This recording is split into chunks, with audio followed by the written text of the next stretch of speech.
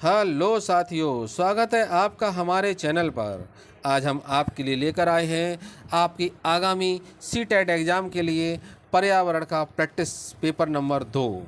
इससे पहले हम आपको प्रैक्टिस पेपर 1 दे चुके हैं। जिन साथियों ने पर्यावरण का प्रैक्टिस पेपर 1 नहीं देखा है, कृपया आप लोग उसको देख लें। साथियों, यह 30 प्रश्नों का पेपर प्रैक्टिस पेपर आपके लिए बहुत ही महत्वपूर्ण है। इसे आप ध्यान से लगाइए और कमेंट में बताना कि कितने आपके प्रश्न सही गए हैं। आज का आपका पहला प्रश्न है, निम्नलिखित में से कौन सा कथन आकलन प्रक्रियाओं के बारे में सबसे कम प्रयुक्त होता है। अगर इन चारों विकल्पों को पढ़ें तो इसमें हमारा पहला विकल्प बिल्कुल सही जाएगा। बच्चों को निजी विवरण और व्यक्तिगत पृष्ठपोषण यानी कि फीडबैक देना वांछनीय अभ्यास है। श्रृंखला का दूसरा प्रश्न है, दिए गए प्रश्न को ध्यान से पढ़िए। क्या आपने अपने घर या स्कूल के आसपास जानवर देखे हैं जिनके छोटे बच्चे हैं? अपनी नोटबुक में उनके नाम लिखिए। इस प्रकार इस प्रश्न के माध्यम से किस प्रक्रम कौशल का आकलन किया गया है? इसका आपका चौथा विकल्प सही बनेगा। अवलोकन एवं रिकॉर्डिंग। अलग अलग तथ्यों को देखकर तथा समझकर अपने नोटबुक पर लिखना अवलोकन एवं रिकॉर्डिंग कौशल के अंतर्गत आता है। अवलोकन का तात्पर्य देखना तथा समझना होता है, जबकि रिकॉर्डिंग कौशल देखे गए तथा समझे गए तत्वों को सूचीबद्ध करना होता है। श्रृंखला का अगला प्रश्न है, पर्यावरण अध्ययन की अंतः विषय प्राकृतिक पर्यावरणीय मुद्दों को द्वारा संबोधित करती है। इसमें आपका चौथा विकल्प बिल्कुल सही बनेगा। विज्ञान, सामाजिक विज्ञान तथा पर्यावरणीय शिक्षा की विषय वस्तु और पद्धति का प्रयोग। श्रृंखला का अगला प्रश्न है, कक्षा 5 के शिक्षक एक सवाल देते हैं, पेड़ों के 5 लाभ लिखिए। जबकि कक्षा के शिक्षक निम्न सवाल देते हैं, क्या होगा अगर धरती पर पेड़ न हो? इन सवालों की प्रकृति कैसी है, ये बताना है। तो साथियों, अगर इनके चारों विकल्प को हम पढ़ें तो इसमें आपका चौथा विकल्प बिल्कुल सही होगा। वृद्ध अंत वाला अपसारी है और मुक्त अंत वाला अवसारी है। साथियों, इस प्रश्न की व्याख्या थोड़ा ध्यान से समझना, क्योंकि प्रश्न बहुत ही अच्छा है। जब हमें कभी भी किसी प्रश्न का उत्तर एक निश्चित सीमा में बांधकर नहीं देना होता है तो वह मुक्त अंत वाला अपसारी प्रकृति का प्रश्न होता है। लेकिन जब निश्चित सीमा तथा अनिवार्य शर्त के अनुसार कोई प्रश्न लिखा जाता है तो वह बहुमत वाला अपसारी प्रकृति का होता है।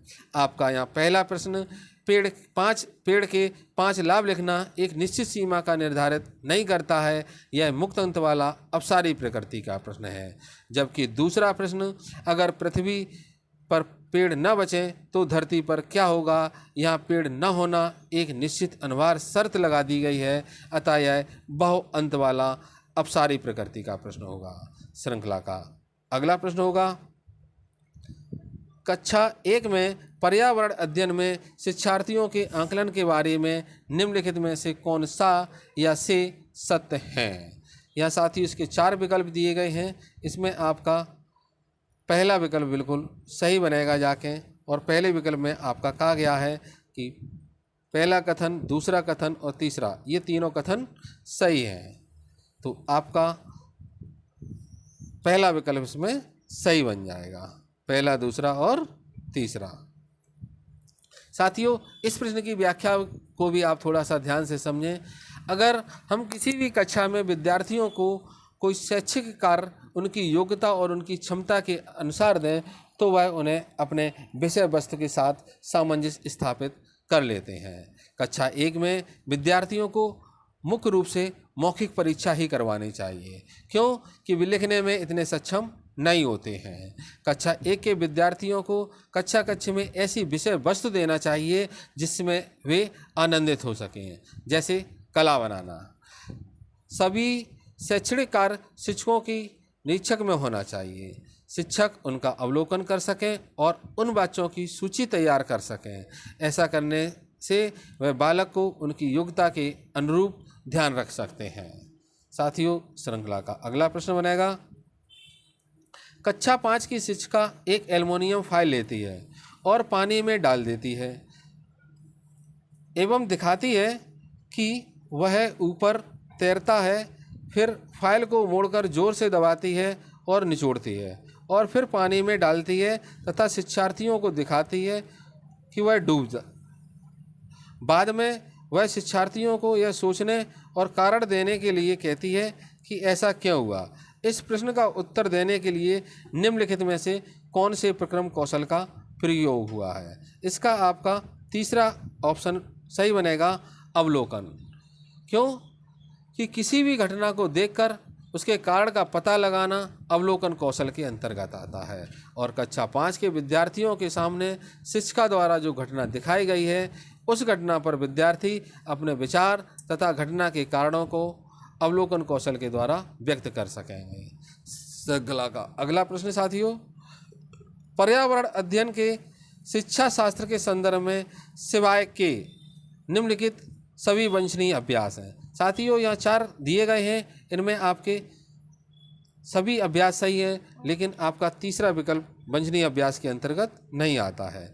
तीसरा है आपका वास्तविक अवलोकन के स्थान पर पाठ्य पुस्तकीय ज्ञान की श्रेष्ठता को स्वीकार करना। साथियों इसके प्रश्न की भी व्याख्या थोड़ी सी आप सुन लें कि पर्यावरण अध्ययन की शिक्षा शास्त्र में बालकों को पाठ्य पुस्तकों से संबंधित वास्तविक घटनाओं का ज्ञान कराया जाता है, जिससे छात्रों में आलोचनात्मक चिंतन तथा समस्या समाधान की क्षमता में वृद्धि हो जाती है और बालक पर्यावरण अध्ययन को अन्य विषयों के साथ सहसंबंध स्थापित करने में कठिनाई का सामना नहीं करते हैं। श्रृंखला का अगला प्रश्न है,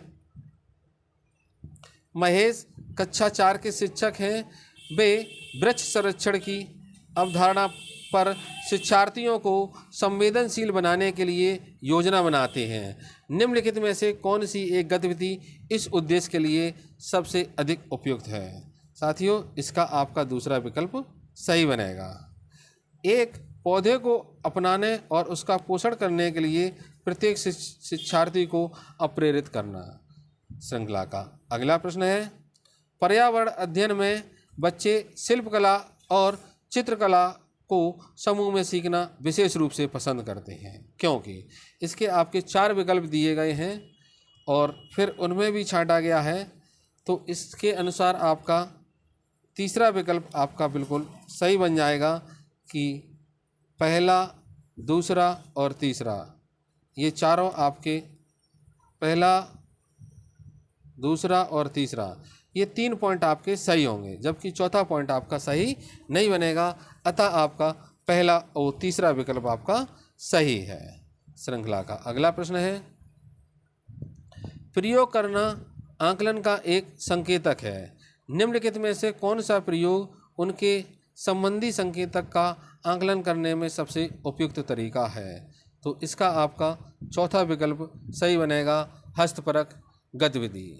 क्यों साथियों, हस्तपरक गतिविधि संकेत के आकलन करने का सबसे उपयुक्त तरीका होता है, क्योंकि इसे हम बहुत ही आसानी से प्रदर्शित कर सकते हैं। श्रृंखला का अगला प्रश्न है, प्राथमिक कक्षाओं में शिक्षार्थियों के पास अनेक प्रकरणों में अनेक वैकल्पिक अवधारणाएं होती हैं, जैसे सजीव निर्जीव, जलचक्र, पौधे आदि।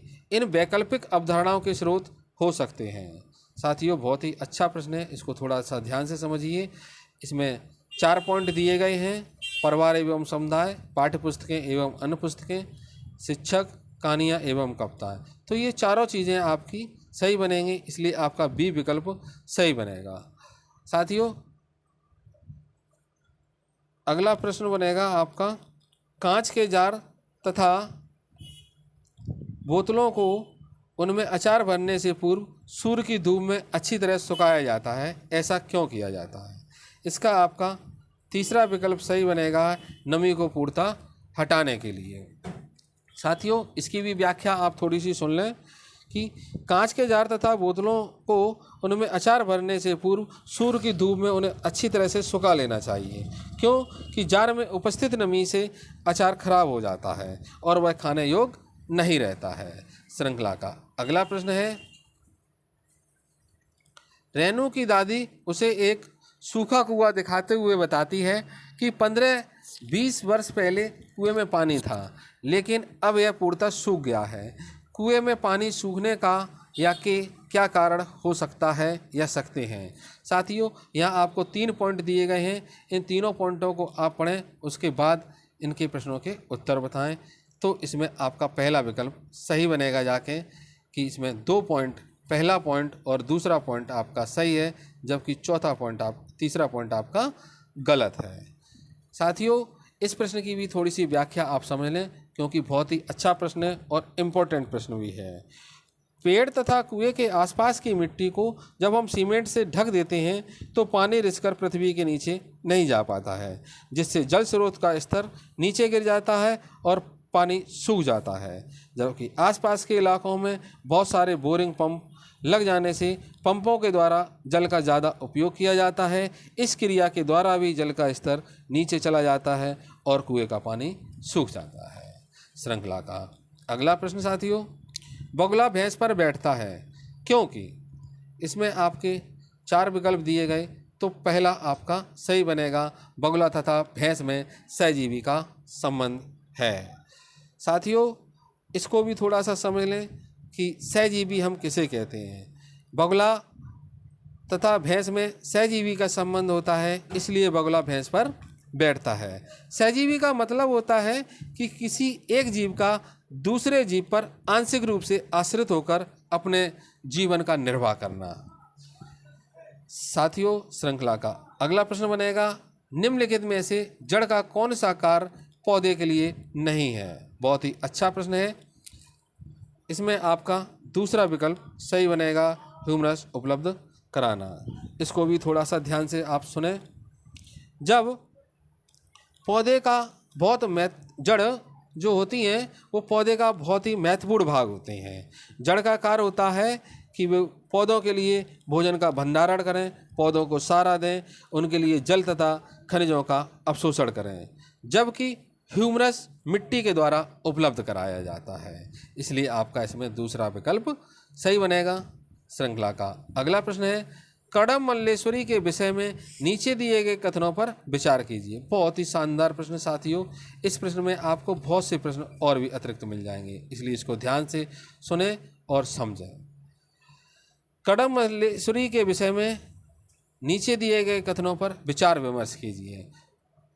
यहाँ आपके 4 पॉइंट दिए गए हैं और इन चारों पॉइंटों के बाद इसमें से केवल आपके पहला पॉइंट और चौथा पॉइंट सही है, तो आपका विकल्प नंबर 4 सही बनेगा। जाके विकल्प नंबर 4 सही बनेगा, क्योंकि आपका पहला और चौथा ही पॉइंट सही दिया गया है। इस प्रश्न की भी व्याख्या थोड़ी सी आप ध्यान से समझ लें और सुन लें। कड़म मल्लेश्वरी जो है वो भारत की अंतर्राष्ट्रीय ख्याता भारोत्तोलक हैं। इनका जन्म 1 जून 1975 को आंध्र प्रदेश राज्य में हुआ था। इन्होंने वर्ष 2000 में ग्रीष्मकालीन ओलंपिक सिडनी जो ऑस्ट्रेलिया में संपन्न हुई थी उसमें 240 किलोग्राम का भार उठा करके भारतीय रिकॉर्ड बनाने वाली पहली भारतीय महिला बन गई थी। कड़म मल्लेश्वरी जी 12 वर्ष की आयु से ही भारोत्तोलन प्रतियोगिता में भाग लेने का प्रारंभ कर दिया था तथा 7 बार नेशनल चैंपियन भी रह चुकी हैं। श्रृंखला का अगला प्रश्न बनेगा, सीढ़ीदार कुएं अथवा बावली यानी कि बावड़ी से संबंधित निम्नलिखित कुछ कथन दिए गए हैं। साथियों, ये 4 कथन दिए गए हैं। इन चारों कथनों को पढ़ें तो इसमें हमारे पहला कथन सही है और दूसरा भी सही है, तीसरा भी सही है, जबकि चौथा कथन गलत है। इसके अनुसार हमारा दूसरा विकल्प बिल्कुल सही बन जाएगा। श्रृंखला का अगला प्रश्न है, वर्ली एक पारंपरिक कला का प्रकार है। वर्ली नामक स्थान किस राज्य में है। साथियों, बहुत ही अच्छा प्रश्न है। इसका आपका पहला विकल्प सही बनेगा, वर्ली महाराष्ट्र में है। साथियों, इसकी व्याख्या थोड़ा सा ध्यान से सुनिए, क्योंकि यह प्रश्न भी बहुत अच्छा है। वर्ली होती क्या चीज़ है। वर्ली एक चित्रकारिता की एक पारंपरिक कला है। यह वर्ली नामक आदिवासी समुदाय की कला है। यह एक जनजाति है जो महाराष्ट्र में रहती है और इसी वर्ली के नाम पर वहाँ पर एक जगह भी है। यह मुंबई के पास है और यह जनजाति पश्चिमी भारत की सबसे बड़ी जनजाति भी है। श्रृंखला का अगला प्रश्न है, तमिलनाडु के निकटवर्ती समीपवर्ती राज्य कौन से हैं? साथियों, इसका आपका पहला विकल्प सही है। अगर हम भारत के नक्शे को ध्यान से देखें तो तमिलनाडु राज्य के पास केरल, कर्नाटक और आंध्र प्रदेश राज्य भी आते हैं तथा इसके पास में एक केंद्र शासित राज्य पांडिचेरी भी लगता है। श्रृंखला का अगला प्रश्न है, निम्नलिखित में से किसकी सुनने की शक्ति इतनी तीक्ष्ण होती है कि वह वायु के पत्तों के हिलने की ध्वनि और घास पर किसी जानवर के चलने की ध्वनि में अंतर कर सकता है? बहुत ही अच्छा प्रश्न है साथियों, बहुत ही इम्पोर्टेंट प्रश्न। इसका आपका दूसरा विकल्प सही बनेगा, गिद्ध। साथियों, गिद्ध में सुनने की क्षमता बहुत तेज होती है। ये वायु के पत्ते के हिलने की ध्वनि और घास पर किसी भी जानवर के चलने की ध्वनि में अंतर कर लेते हैं और इनके सिरवड़ क्षमता अधिक होने के कारण ये अपने शिकार को बहुत ही आसानी से पकड़ लेते हैं। श्रृंखला का अगला प्रश्न है, जब कोई व्यक्ति ट्रेन द्वारा अहमदाबाद से केरल की यात्रा करता है तो वह अनेक सुरंगों को पार करता है। ये सुरंगें पर्वतों में हैं। इसका आपका साथियों तीसरा विकल्प सही बनेगा, पश्चिमी घाट। जी हाँ, पश्चिमी घाट। लेकिन विंध्याचल, अरावली और पूर्वी घाट में भी सुरंगें हैं, इसलिए आप इसकी व्याख्या को थोड़ा सा समझें कि ये सुरंगें किन किन राज्यों में पड़ती हैं। विंध्याचल पर्वत हमारे मध्य प्रदेश में एवं उत्तर प्रदेश राज्य में स्थित है, जबकि अरावली पर्वत श्रेणी राजस्थान राज्य में स्थित है। पूर्वी घाट आंध्र प्रदेश राज्य तथा तमिलनाडु के समुद्री तट पर है और पश्चिमी घाट हमारे महाराष्ट्र राज्य में स्थित है। इसलिए अहमदाबाद से केरल की यात्रा अगर हम करेंगे तो पश्चिमी घाट के सुरंगों से होते हुए हमारी ट्रेन जाएगी। श्रृंखला का अगला प्रश्न है, पृथ्वी गोल है। वास्तव में पृथ्वी पर ऊपर नीचे कुछ नहीं होता, केवल सापेक्ष होता। हम भारत के लोग, यहाँ खाली जगह होना चाहिए साथियों, थोड़ी सी गलती है यहाँ, आप थोड़ा सा सुधार कर लीजिए। लोग के बाद खाली जगह होगी के लोगों के सापेक्ष उल्टे से हो सकते हैं। तो इस खाली जगह में हमें भरना है कि इन चार विकल्पों में से हम किस देश के लोगों के साथ सापेक्ष उल्टे हो सकते हैं। तो यहाँ आपका पहला ऑप्शन सही होगा, अलास्का, यानी कि यूएसए लोगों के सापेक्ष हम उल्टे हो सकते हैं। श्रृंखला का अगला प्रश्न बनेगा, मच्छरों के प्रजनन की रोकथाम के लिए ठहरे पानी पर तेल डालने की सलाह दी जाती है। ऐसा इसलिए किया जाता है क्योंकि सॉरी साथियों, इसका आपका पहला विकल्प बिल्कुल सही बनेगा। तेल ऑक्सीजन की आपूर्ति को काट देता है, जिससे मच्छरों का प्रजनन थम जाता है। साथियों, बहुत ही अच्छा प्रश्न है, इसकी थोड़ी सी व्याख्या आप सुन लीजिए। तेल का पृष्ठ तनाव कम होने के कारण तेल जल के ऊपर फैलकर एक परत बना लेता है, जिससे जल में ऑक्सीजन की आपूर्ति नहीं हो पाती है और मच्छरों का प्रजनन थम जाता है। श्रृंखला का अगला प्रश्न है, निम्नलिखित में से कौन सा कीट मधुमक्खी की भांति कॉलोनी या बस्ती में एक साथ नहीं रहता है? तो इसका आपका चौथा विकल्प सही बनेगा, मकड़ी। जबकि ततैया या बर्रा, चींटी और दीमक ये मधुमक्खी की भांति कॉलोनी में या बस्ती में एक साथ रहते हैं। श्रृंखला का अगला प्रश्न है, ग्रामीण क्षेत्र के मकानों के ढांचे वहाँ की जलवायु यानी कि मौसम की स्थिति से संबंधित होते हैं। एक गांव के मकानों के लक्षण नीचे दिए गए हैं। इसको थोड़ा सा छोटा करना पड़ेगा तब आप समझ पाएंगे। इसमें से ये 4 लक्षण दिए गए हैं। फिर उसके बाद है, यदि इस गांव में भारी वर्षा होती है तो यह गांव किस राज्य में होना चाहिए?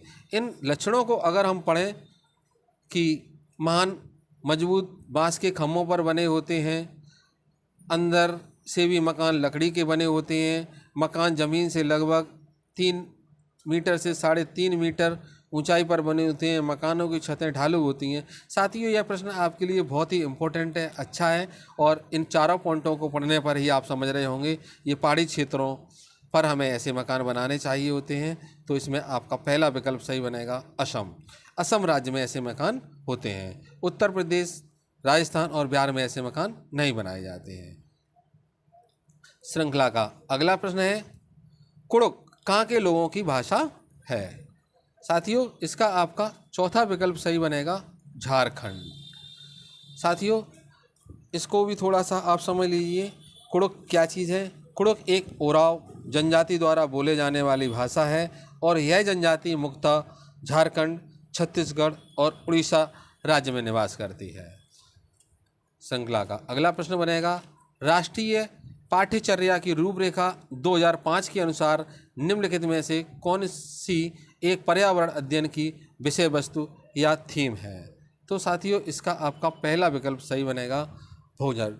साथियों, यह प्रश्न बहुत इंपॉर्टेंट है और आप याद रखिए, आपकी हर एक एग्ज़ाम में राष्ट्रीय पाठ्यचर्या की रूपरेखा 2005 से एक प्रश्न अवश्य बनता है।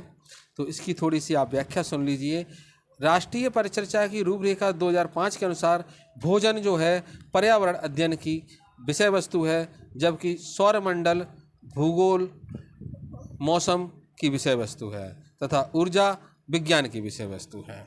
श्रृंखला का अगला प्रश्न बनेगा, पर्यावरण अध्ययन में विषय वस्तु यानी कि थीम आधारित उपागम को अपनाने के समर्थन में निम्नलिखित में से कौन सा तर्क सबसे सशक्त है? साथियों, इसका आपका चौथा विकल्प बिल्कुल सही है। यह विषय सीमाओं को नरम या सौम्य बनाने और संपूर्णता में ज्ञान को प्राप्त करने में मदद करता है। श्रृंखला का अगला प्रश्न है, प्राथमिक कक्षाओं में पर्यावरण अध्ययन को सीखने में कहानियाँ एक महत्वपूर्ण पहलू हैं। पर्यावरण अध्ययन के कक्षा में कहानी सुनाने के लिए निम्नलिखित में से कौन सा सबसे कम उपयुक्त कारण है? इसका साथियों आपका चौथा विकल्प बिल्कुल सही बनेगा। कहानियाँ पर्यावरण अध्ययन अवधारणाओं से संबंध जोड़ने के लिए संदर्भ उपलब्ध कराती हैं। श्रृंखला का अंतिम प्रश्न साथियों, पर्यावरण अध्ययन पाठ्यपुस्तक की विषय वस्तु में यहाँ आपको 4 कथन दिए गए हैं, तो इसमें आपका केवल तीसरा कथन ही सही बनेगा जाके, तो आपका विकल्प भी तीसरा सही होगा। बच्चों को प्रश्न करने और खोजने का मौका मिलना चाहिए। साथियों, इसको थोड़ा सा आप ध्यान से सुने। बच्चों को प्रश्न करने एवं प्रश्न का उत्तर खोजने का मौका इसलिए मिलना चाहिए क्योंकि इससे बच्चों में सृजनशीलता का विकास होता है और उन्हें रटकर सीखने से शैक्षिक विकास पर नकारात्मक असर पड़ता है, वो उन पर नहीं होता है। साथियों, आज का आपका प्रैक्टिस पेपर यहीं पर समाप्त होता है। कमेंट में आप हमें बताइए कि आपके इसमें कितने प्रश्न सही गए हैं। धन्यवाद।